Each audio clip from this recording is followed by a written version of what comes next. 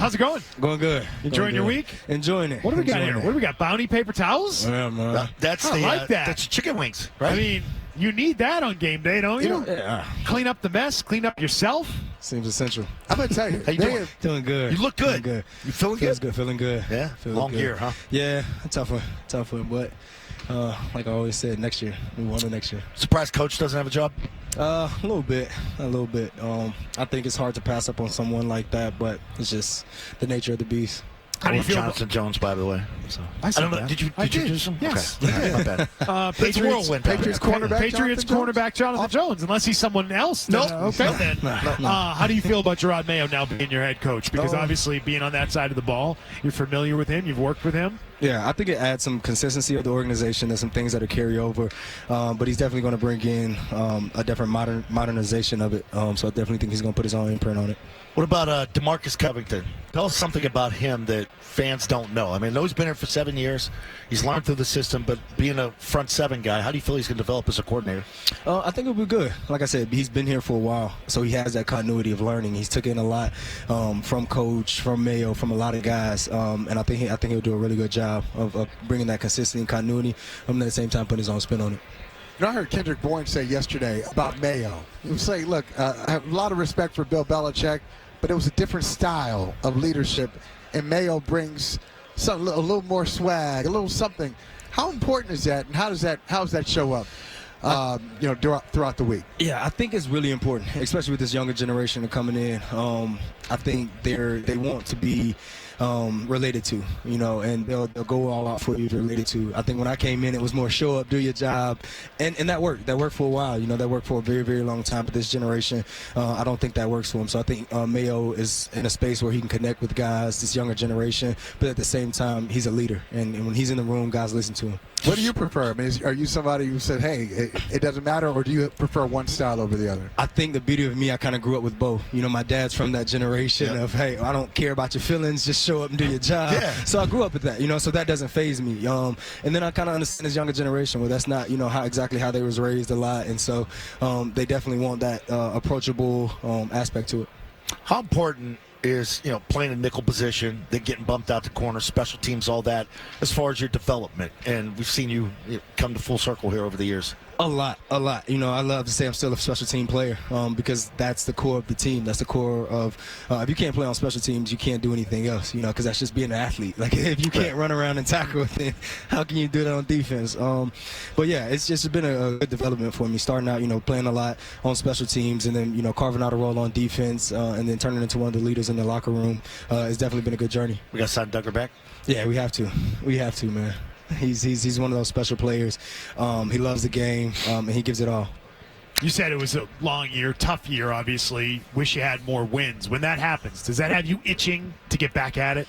Right? The offseason can't come to an end soon enough because you want to get going and going in the right direction? Definitely. I think it's just more that you want to get back out there because I know it was said, over and over throughout the years, like we didn't have a sorry team. We had a terrible record. But, there's games in it, you're like, dang, this looks like a decent team. They had a good drive there. They've stopped. They had a good, defensive drive. And then you're like, they haven't put it all together. And that's what you want to come back in the offseason is get a group of guys that want to go out and consistently dominate. It had been reported that the defense had become frustrated with the lack of offensive points being scored. Was that the case? Did that happen? I feel like that's inevitable. Nature. Yeah, I feel like that's inevitable. If you're in the marriage and you're the only one putting in work and that's how you feel, eventually that's going to come out as frustration. If you think you're the only one picking up the kids, you're the only one doing Feel that way in your marriage? No. No, you got the Ron Burton Award. Good guy here. We're good there. No, it's literally that feeling of like if you wake up and you feel like consistently week in and week out you're the only one that's still showing up, that's going to start to develop some frustration. And so, given that, have you been paying attention to some of the moves that they've made here with the coaching staff? Are you looking at college quarterbacks? Have you gone that far to say, hey, what will it take to keep us out of this situation next year? No, in my years of being in the league, I've learned to control what you can control, and that's not in my aspect that I can control of who we play. I think once we get out there on the field and start training camp, I think then I can have more of an imprint on it, on the guys that we have out there. At that point, I think that's as much as I can control. Do you think Mac Jones could be fixed?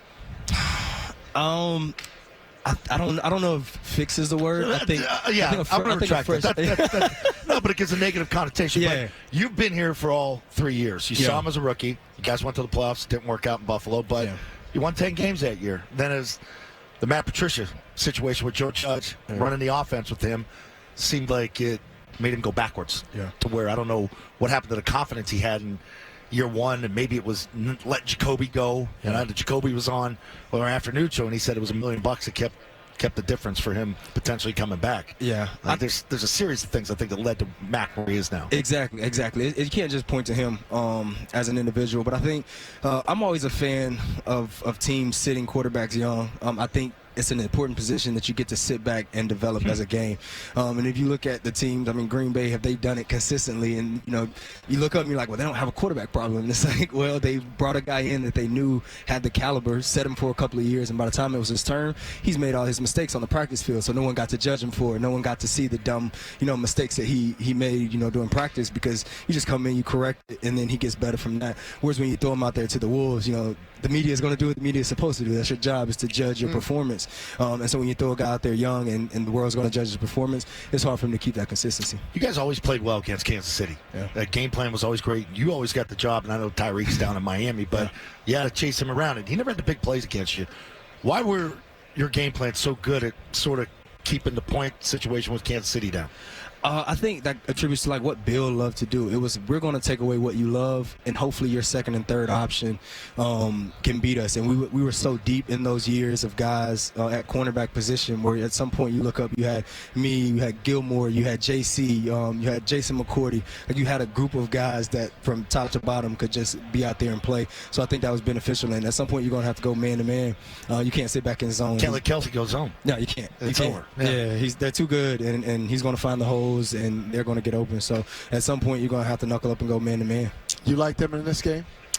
I do, just because when you got this game comes down to quarterback, and when you got a quarterback like that at any given time you have the ball in his hand, like we once had a guy like that, you just I remember. I bet you remember too.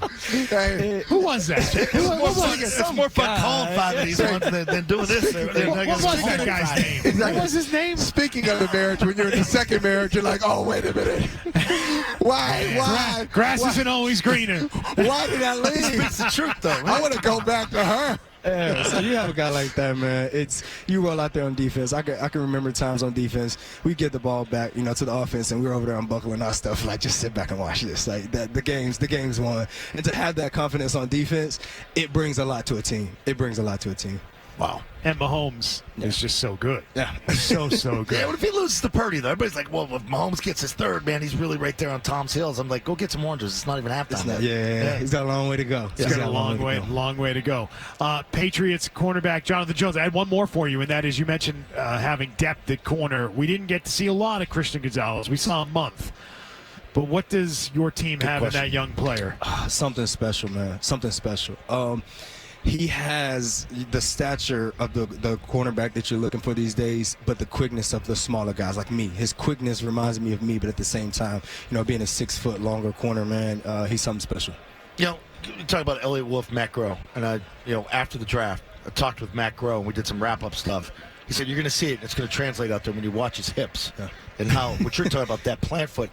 And Jack Jones had that too. Yeah. Jack had the ability to plant and felt disrespected to get thrown on out there. Yeah. But sky's the limit with Gonzalez. Reminds me of Gilmore. Yeah, a lot, man. More quickness, right? Yeah, a little bit more quickness. I'm excited. The sky's the limit for him, and I'm excited to see his career. You got to get us 3 of these bounty checkers. Nice. That is a nice jacket. Yeah, That's smart. They give you paper smart. towels. Stylish. There are no guys that wear it. It's stylish. Yeah, it looks good. If it looked like Beatles' hat, you'd probably be like, I can't. Yeah. Still out on that. Maybe like a green one with the Bounty logo on it, right? Yeah. No, it's not right. Okay. Patriots cornerback Jonathan Jones, we very much appreciate your time. Thanks for being here.